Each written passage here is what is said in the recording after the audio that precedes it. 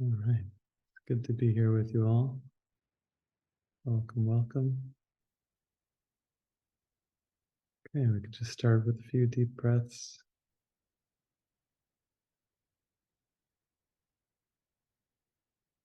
Just remembering that we're here right now.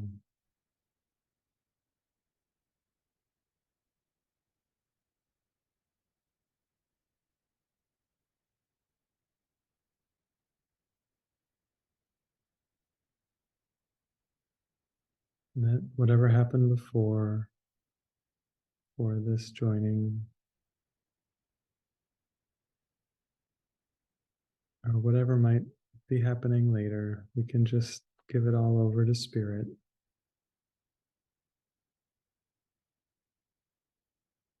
letting it be in His gentle care.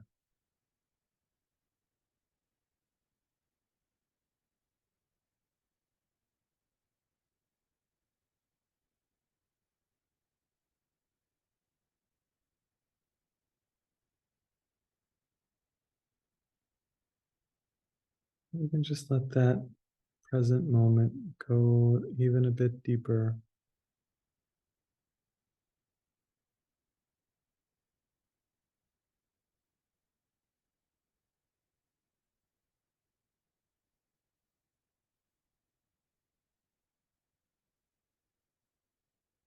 Just breathing with what is right now.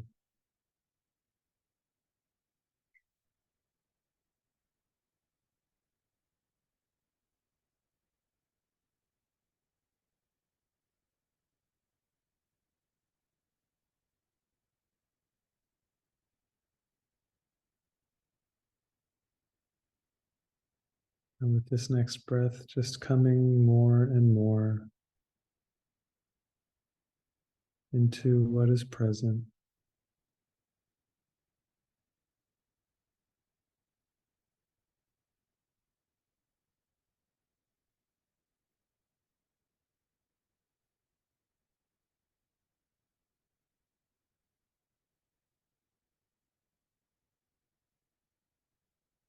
And very simply, what is here is what is here.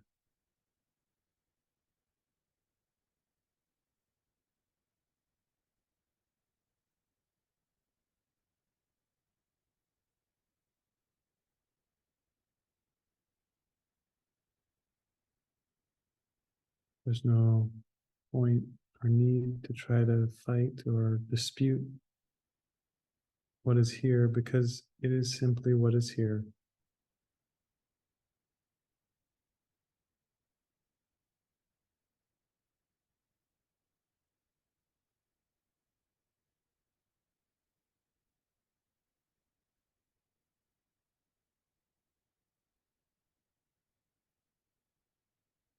There has been something in your mind that has been fighting what is here. Maybe you can just let that part of you know that it can rest now.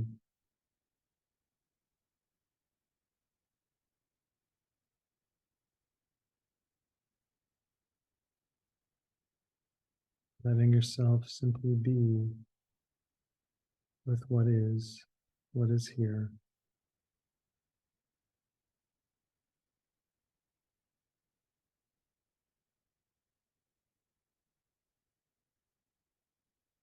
And even again, you may notice yourself trying to fight against what is here, or explain what is here, justify what is here.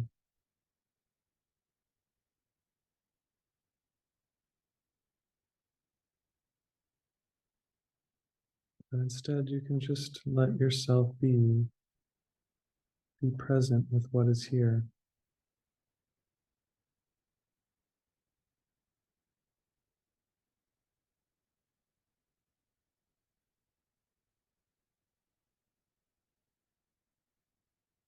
And be present even if it's anger, madness,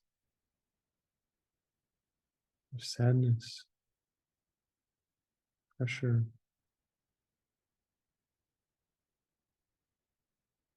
Of course, if you're happy and peaceful, then you can just be with that happiness.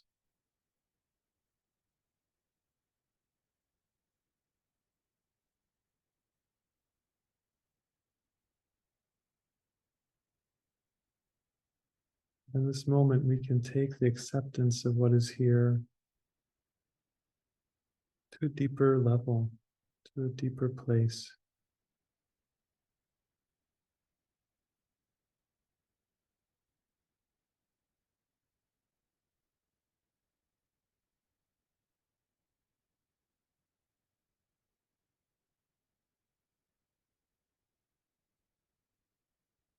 One time I was at a place with a really big hot tub at a hotel, and I was the only one there, only one in the whole area. And the hot tub had these jets that made a current in the hot tub, and for a time, I tried to just sit on the seat and hold on. But then I really felt to just let go and let myself float in the hot tub. And the jets just effortlessly pushed me around in a circle. I didn't have to do anything.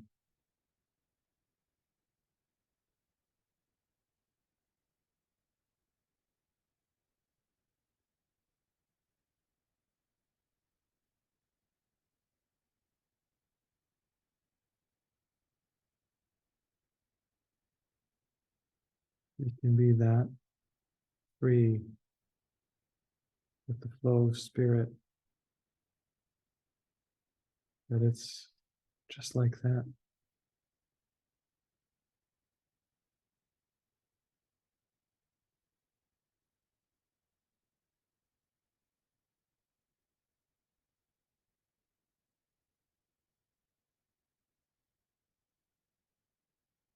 You don't have to push against it or resist it, resist spirit because of what we think we're supposed to do.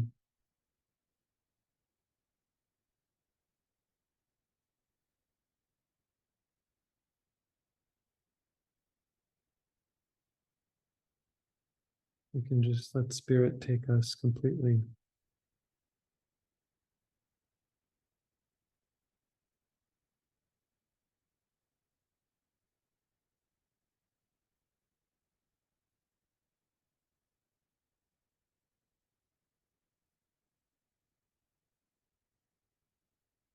And we're completely safe.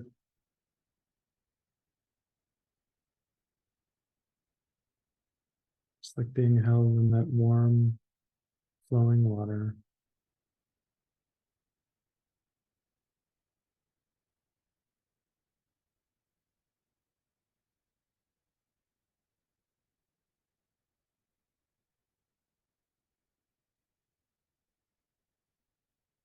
Spirit is already gently flowing with you right where you want to go.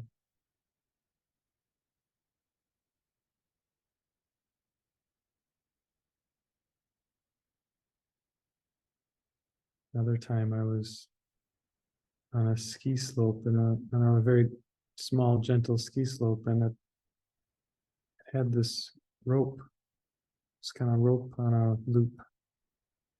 And at the bottom of the hill, you could just hold on to the rope and it would just pull you right up on your skis to the top.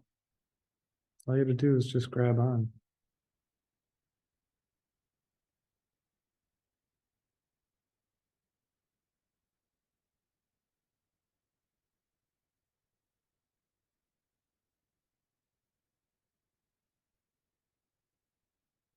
And spirit is like that rope.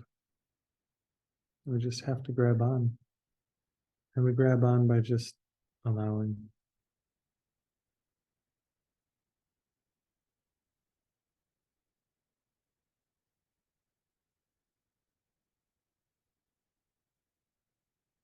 But it's a nice analogy because that rope It was always going. It was always going. It was just waiting for the next person to hold it. So even if you're not quite in the flow yet, it's already going. Flow is already ready just to take you where you need to go.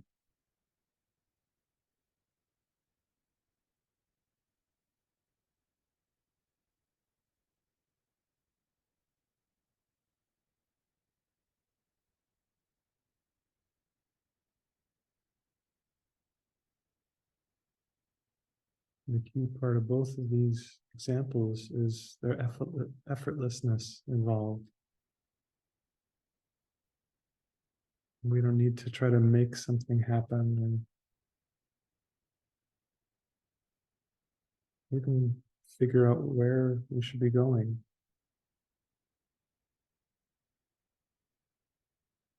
We just need to line up with spirit and let spirit do the work.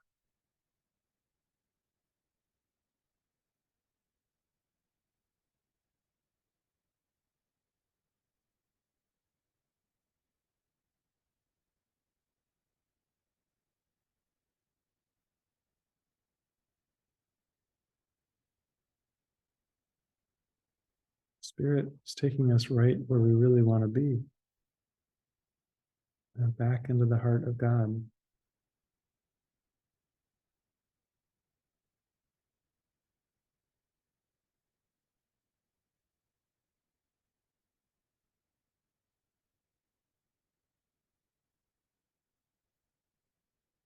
I was never too big on skiing, downhill skiing, but I'm really big on getting to the heart of God.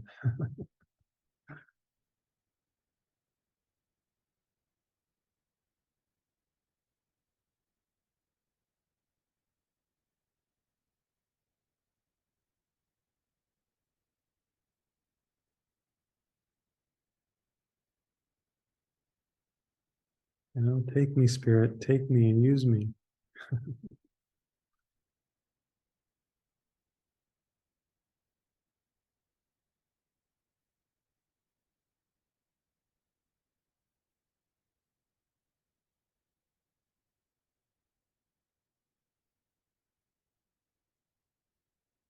And there's such a joy, such a joyful joining in the saying yes to that.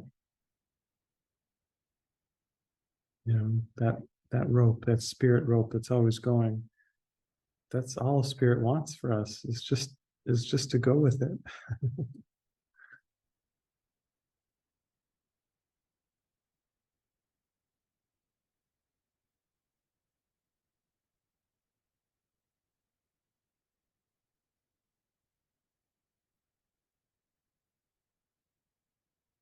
And so gentle and so patient, so ever present.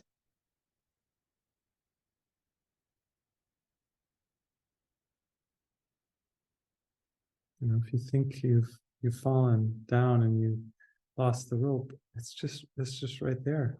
You just grab on again.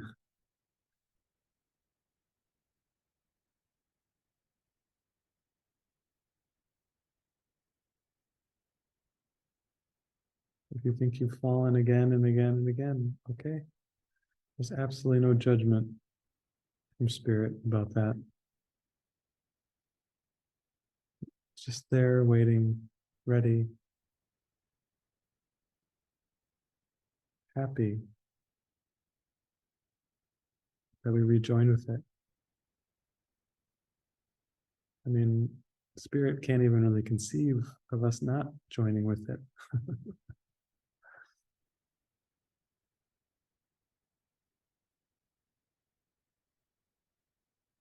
Spirit knows only of joining, only of connection, only of wholeness.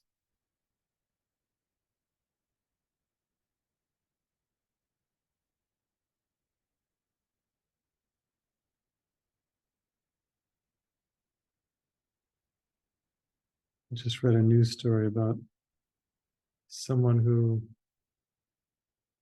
was on a ski gondola overnight because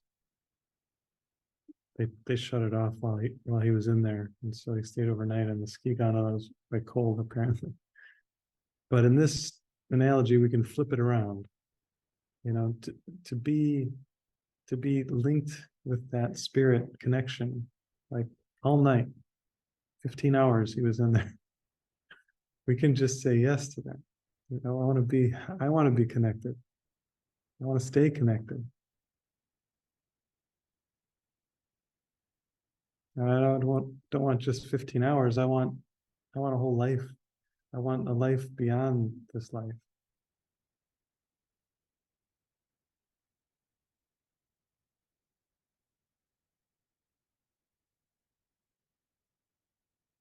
And how do we do that? Well, we just say yes. We say yes to spirit again and again and again. And again and again and again, as many times as it takes until there is absolutely no part of us that is not saying yes.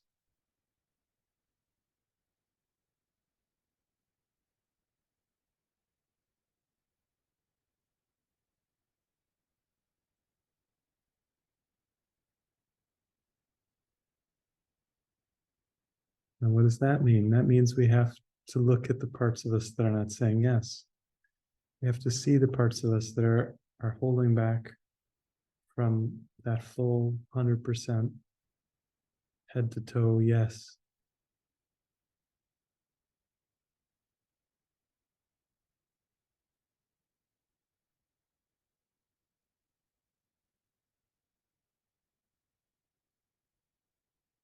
We do that just by looking again and again and again at anything that's hiding, anything that's tense,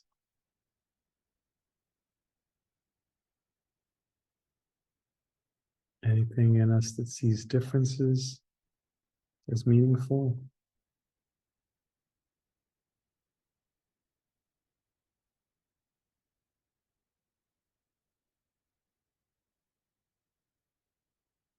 And then after we look at them, we just grab onto the rope again.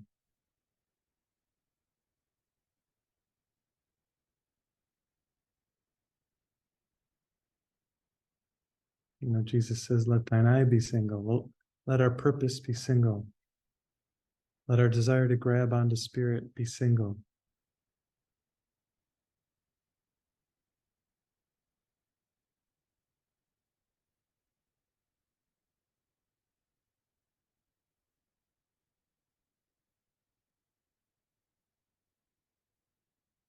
Let spirit tow us all the way.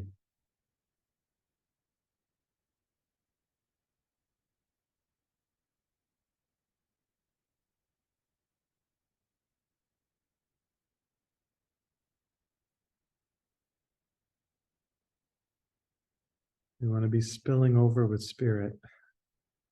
We want it to just be so full in us that there's nothing in its way. There's nothing else for us to do.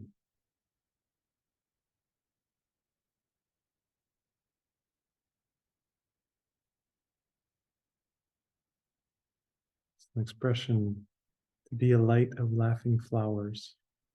To be a light of laughing flowers.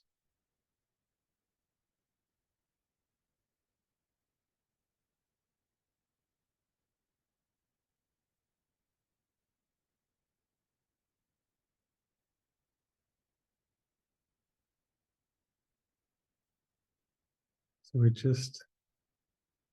just keep allowing that light in us as much as we can. And when we don't feel like it's there, at hand, then we just practice. We practice to bear witness to what the other stuff is. That other stuff can't live in the light,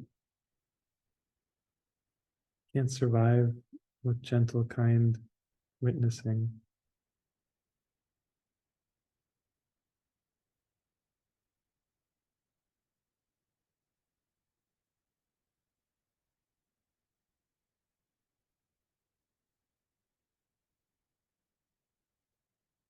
And in the course, we get like a guidebook, how to look within.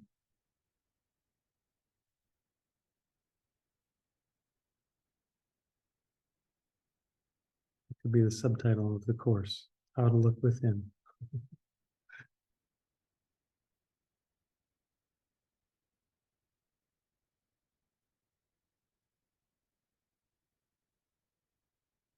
And he even explains exactly what's there. Before we started tonight, I was just looking at this part near the end of the text, self-concept versus self. Where Jesus talks about the face of innocence. So this is like a map of the mind. This is a map of the psyche. He talks about this face of innocence is often wet with tears at the injustices the world accords to those who would be generous and good. So this is a mask that we all have. This face of innocence. It's not the truth of us, but we sometimes think it is us. We can actually look at the mask rather than just wear it. The face of innocence never makes the first attack.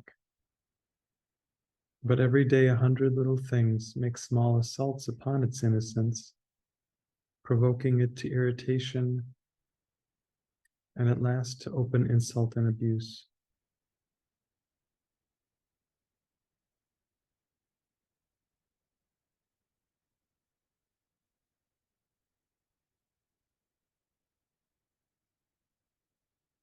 It's pretty intense, even just reading about it. At the same time, we know what he's talking about. This is a part of us that all of us know.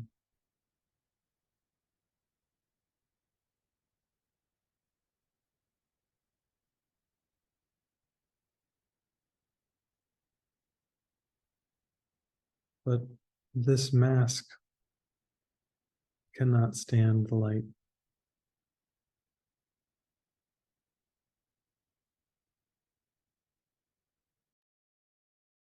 This mask is healed by looking at it.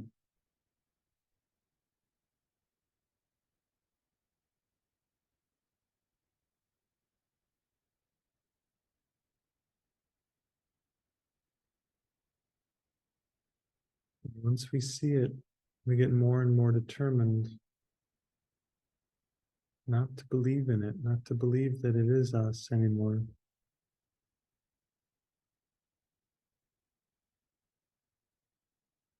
Because most people wearing the mask think that it actually is what they are.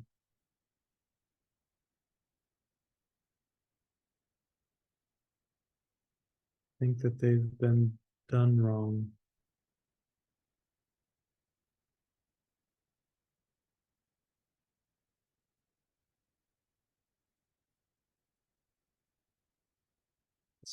Someone has unfairly treated them.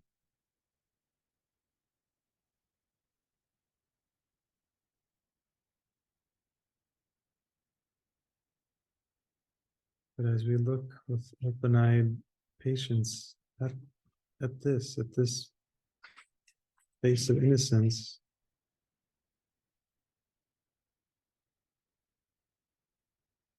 we become clear that it is not as substantive as it seems.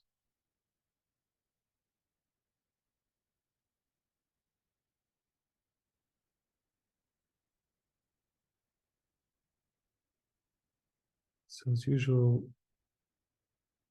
we can bring anything that we'd like to bring into the light forward in these sessions.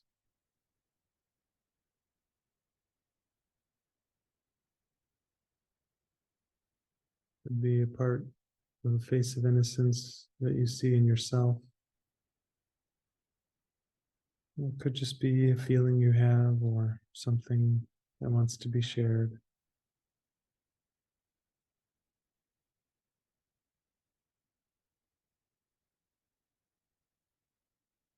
Read a little more of this section too. The face of innocence, the concept of the self, so proudly wears, can tolerate attack in self-defense? Or is it not a well-known fact? The world deals harshly with defenseless innocence. No one who makes a picture of himself omits this face, for he has need of it. The other side he does not want to see. Yet it is here the learning of the world has set its sights, for it is here the world's reality is set. To see to it the idol lasts. Beneath the face of innocence, there is a lesson that the concept of the self was made to teach. It is a lesson in a terrible displacement and a fear so devastating that the face that smiles above it must forever look away, lest it perceive the treachery it hides. The lesson teaches this: I am the thing you made of me, and as you look on me, you stand condemned because of what I am. So it's like the epitome of victimhood here. On this conception of the self, the world smiles with approval, for it guarantees the pathways of the world are safely kept, and those who walk on them will not escape.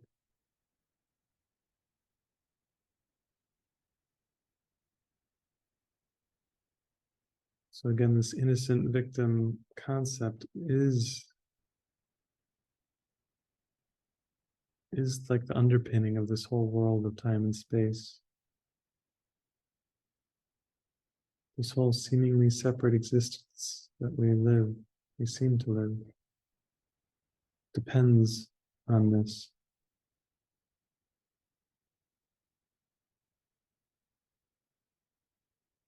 If you are not a victim, if you know truly and deeply that you are not a victim, you are not of this world. Because this world was made to be a home for being a victim.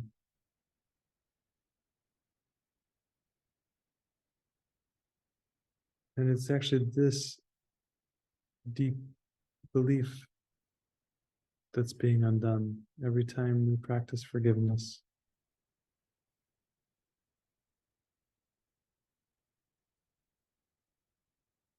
Every time we bring a grievance into the light.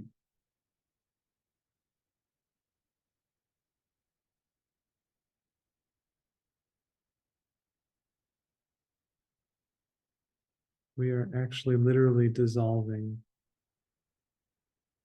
the world. We're dissolving the belief that we need a world of time and space.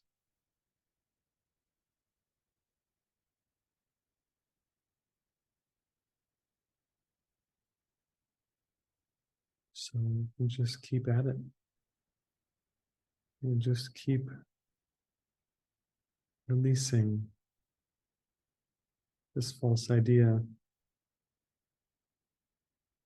that I am a victim because of what someone else has done to me.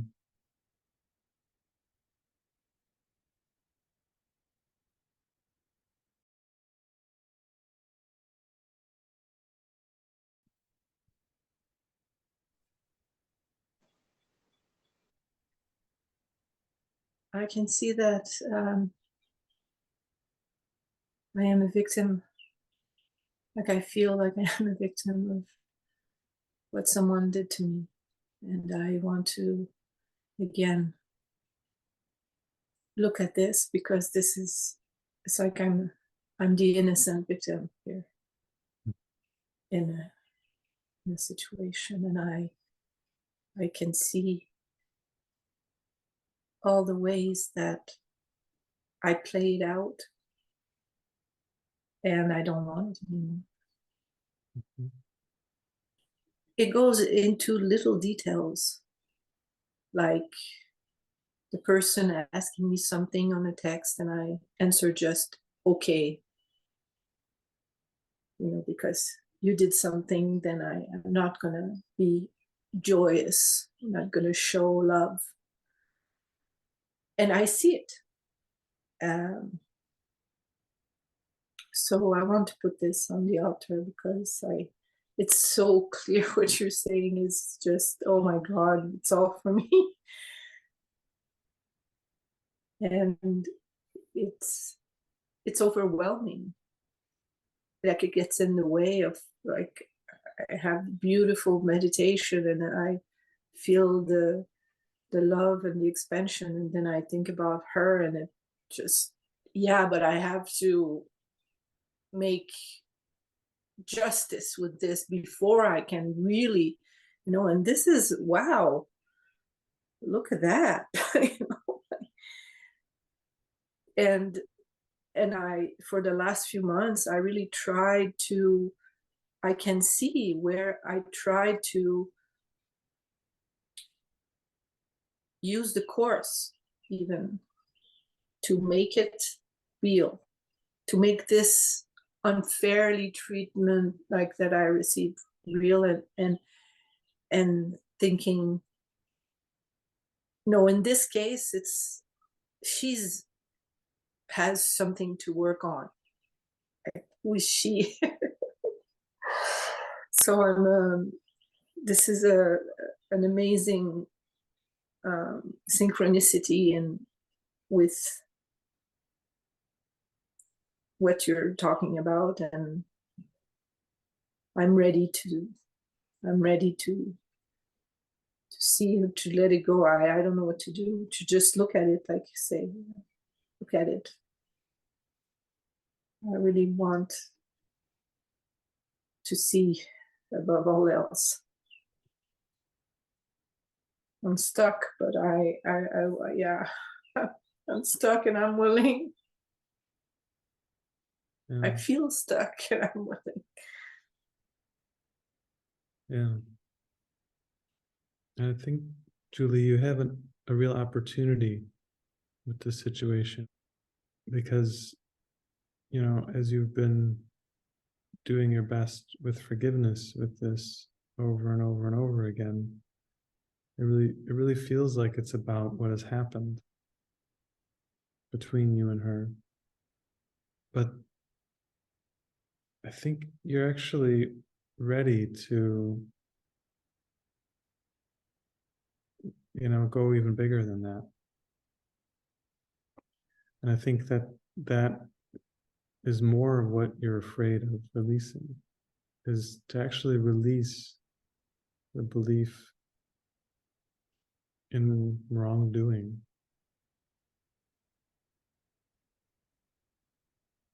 The belief that anyone could do something wrong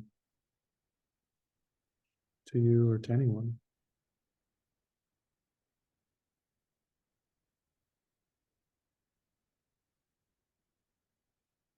There's that part in the Course that says, if God is real, there is no pain. But if we believe pain is real, then we believe there is no God. We could just put in wrongdoing into that equation. If God is real, there is no wrongdoing.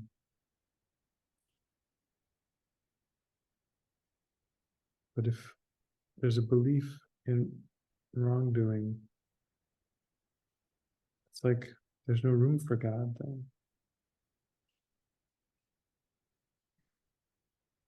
And there's something about this particular story that is so sticky here for you that it feels like that's a part of why it feels so big, is because you're actually ready to let go of a whole lot more than just this happening, just this story. You're ready to let go of the whole system.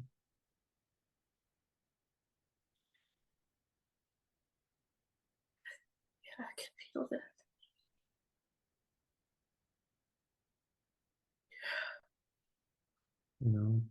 It was Rumi who said, out beyond thoughts of right and wrong, there is a field, and I'll meet you there. And that's where you're being called to. You're being called to that field.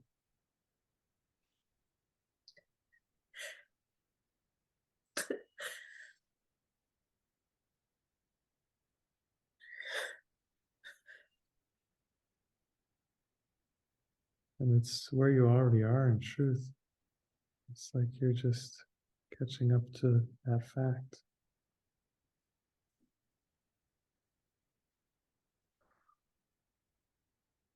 You're saying yes to what's so.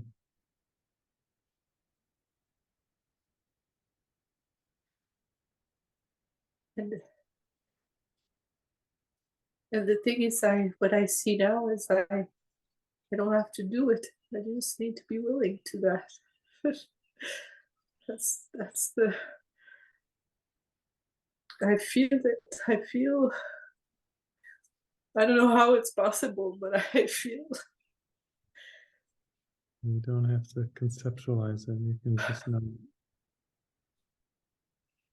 Okay. This is huge. It feels. If this belief of right doing and wrong doing is gone, oh my God, what am I gonna do with my life? It feels like, oh my God. I can see, it's like I can see where my mind is looking for good and bad and wrong. So if this is gone, oh my God.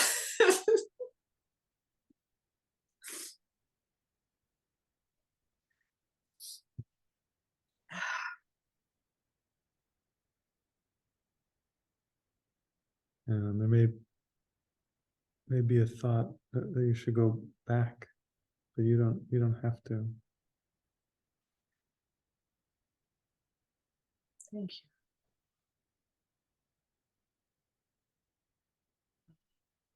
you. Yeah, that's what I want. Mm.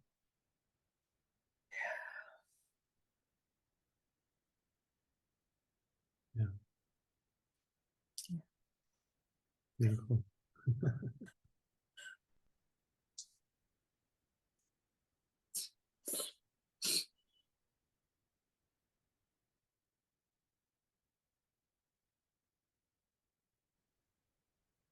And go on to Patrick.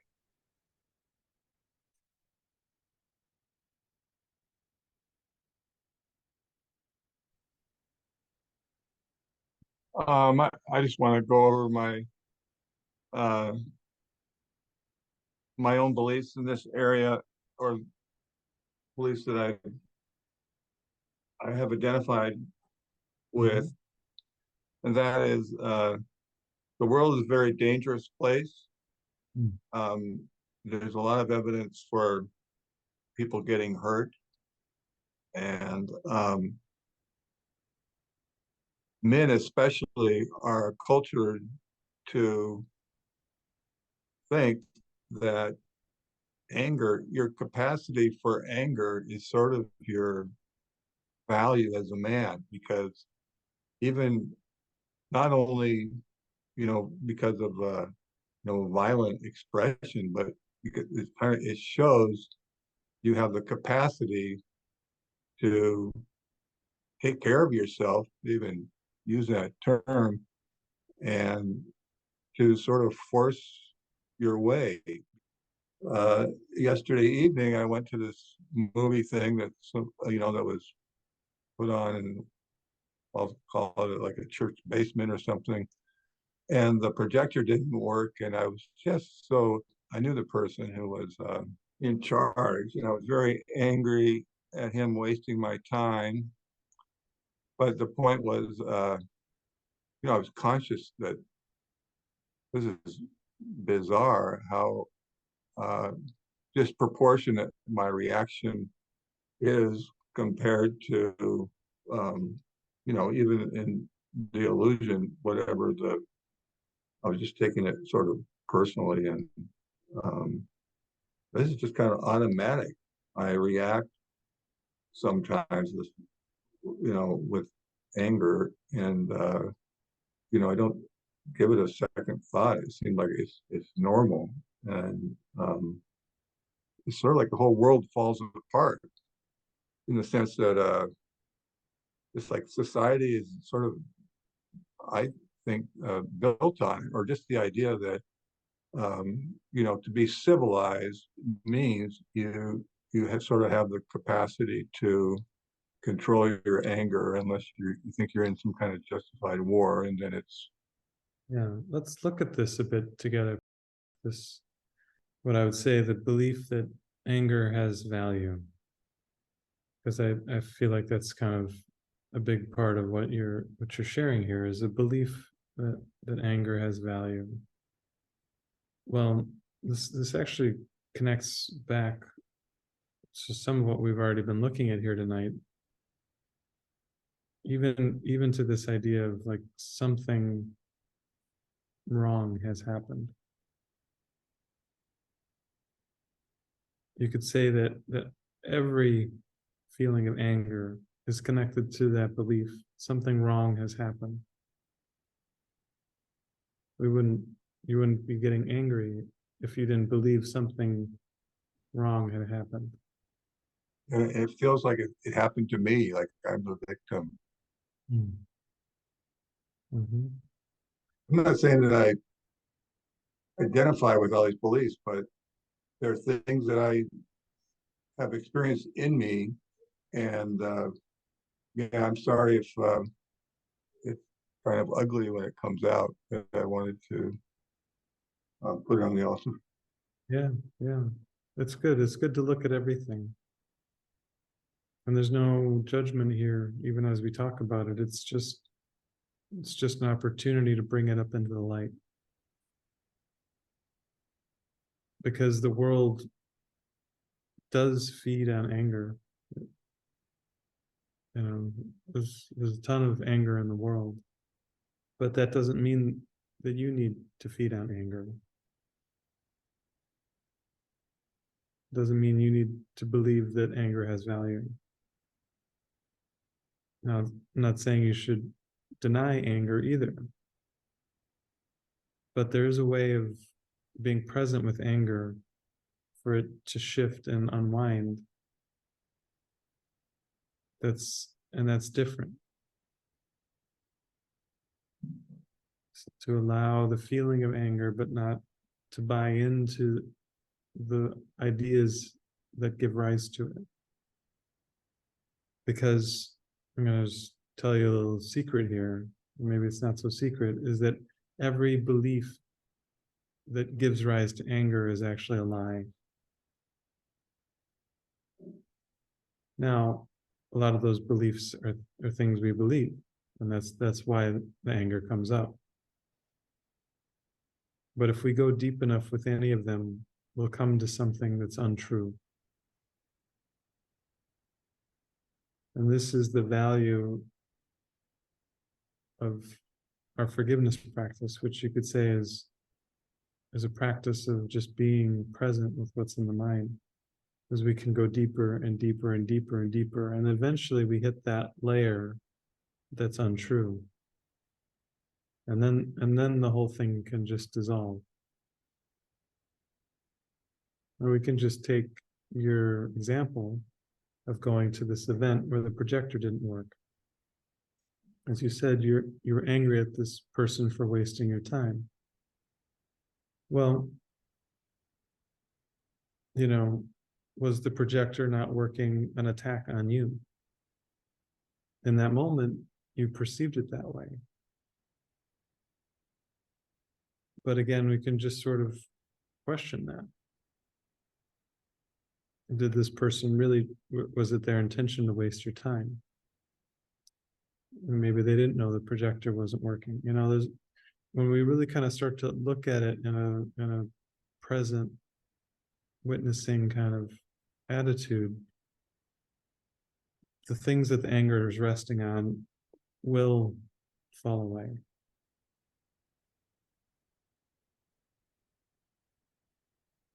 And even as you said, you know, the idea of justified war, you know, there's all kinds of justifications in the world for things. Even if you got a reason that, say, 100% of the world would agree with, that's a good reason for anger. If you go deep enough you get to the point where you see that this is all just a dream of your own making. And regardless, again, if 100% of the world or almost 100% of the world would agree with you, if you're angry about something that's not real, then you don't have to be angry. And this is a part of the forgiveness process. We want to let our feelings move through. We want to not suppress them. But when we get to that level and of looking within our mind that sees that nothing really happened. And literally that's what Jesus is teaching us. Nothing has happened. The separation never occurred. Every seeming event in time and space rests on the belief in separation.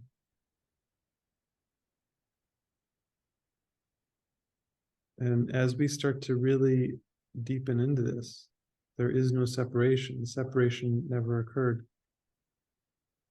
No event has ever happened. Not really. And then the anger just dissolves when we really allow this to sink in, when we start to accept this and practice this with everything, whether it's projector not working, a login for the movie gathering not working, a person who bothers you showing up and annoying you, like you said, even if it's just a seeming mild irritation is just a cover over rage. Jesus tells us that.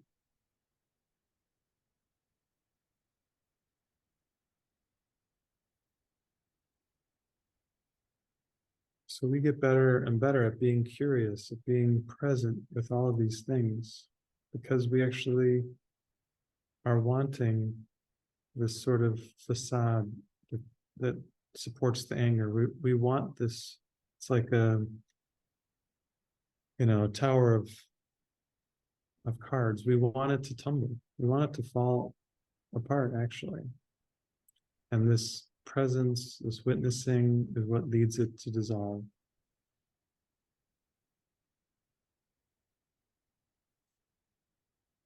And then what's left is just presence. So I think it's really good that you bring forward these anger experiences. It's really good. Because as this gets undone in your mind, it's going to really open into expansiveness. I'm feeling it. Thank you. Beautiful. Yeah, thank you for sharing.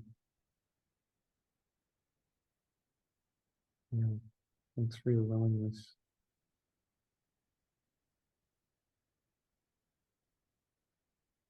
And again, in your sharing, it was this emotion of anger, but we can just replace any upset, any issue with sort of like a big issue for you. We can do the same thing with all of them.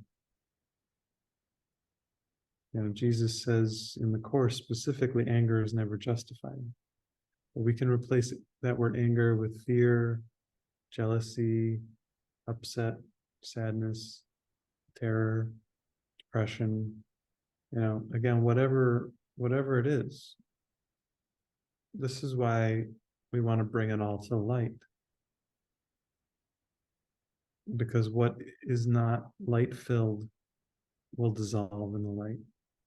And what is light-filled just, joins with the light.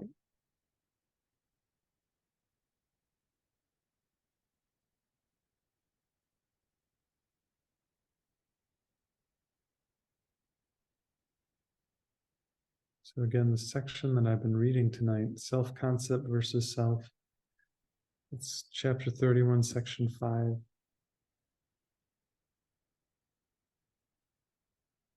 It's really useful in removing these self-concept masks.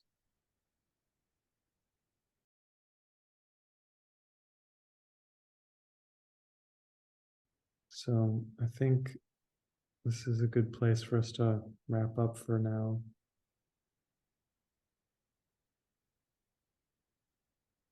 But even as our gathering here winds down, yeah, just keep grabbing on to that tow rope. Go up that bunny hill all the way to heaven. Yeah, I love you guys.